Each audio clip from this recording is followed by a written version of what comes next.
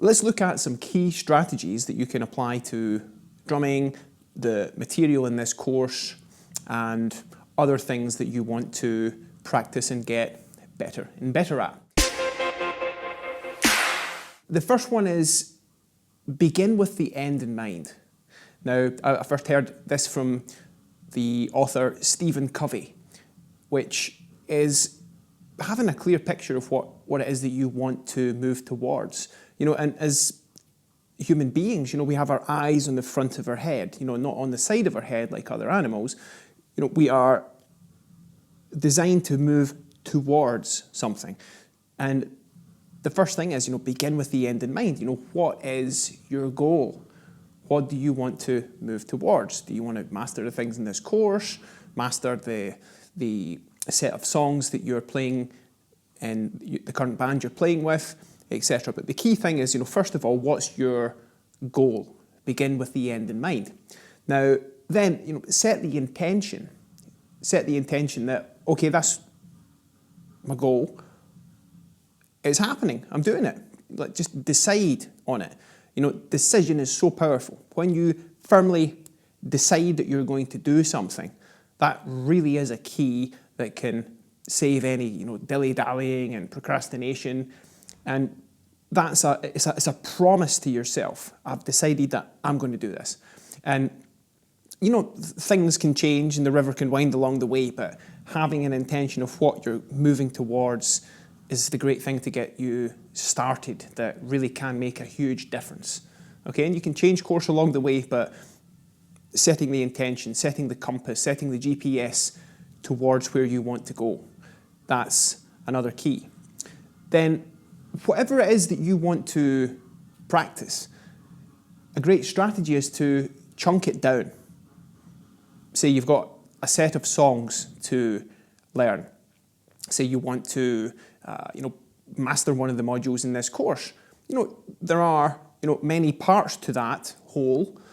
And, it's like when you eat your dinner, you don't, eat the whole thing in one plateful in one big gulp. You cut your food into small pieces and you break it down into bite-sized chunks. Another way of saying that is, baby steps. So chunking it down, breaking the whole into its component parts and focusing on doing one thing at a time, which leads to concentration, which is another thing we'll talk about. But yeah, chunk it down, that's key. Then the next strategy is to practice regularly and consistently for optimal results. As we've said, when you're in the process of mastery and building skills, that repetition is required. And being able to practice a little bit consistently, spaced repetition over time, perhaps 10 minutes a day, an hour a day, more than that if you're called to do that. And it's that repetition and the regular practice that helps you, form these new neural connections, the muscle memory, and get to that level of mastery with whatever it is that you're practicing. So practice regularly and consistently. The next thing is to start slowly. Say you want to work on your drum rolls and get them really quick, and that's something that's a lot of fun for you. I love that kind of thing too. It can be a blast. If you try to do things really, really quick at the beginning, it can sound quite sloppy. And a go-to phrase that I like to use is quality, not quickness. So when you're building speed with something, ensuring you have the quality and the control at the outset is key, because as a result of that control and the quality, you can then generate the speed so that you're not playing it and trying to do it too fast and not having the right sound. So starting slowly certainly is a key. Now, with drumming and rhythm and playing in time, a great way to do that, as we've said briefly, is playing with a metronome to strengthen your internal clock, your sense of pulse. With so many DAWs and sequencers so readily available, and as a professional, there are many instances when you may be required to play with a metronome.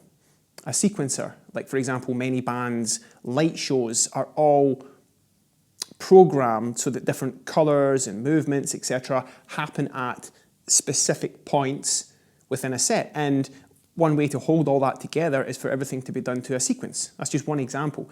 And to be able to do that and play what's needed in such a context, playing with a metronome is essential. And also, playing without a metronome can really make a difference as well. And so that you're not dependent on that. And in the process of having solid, steady time without a metronome, that goes hand in hand with practicing with a metronome. So practicing with and without a metronome is another key. The next point is to be relaxed. Okay?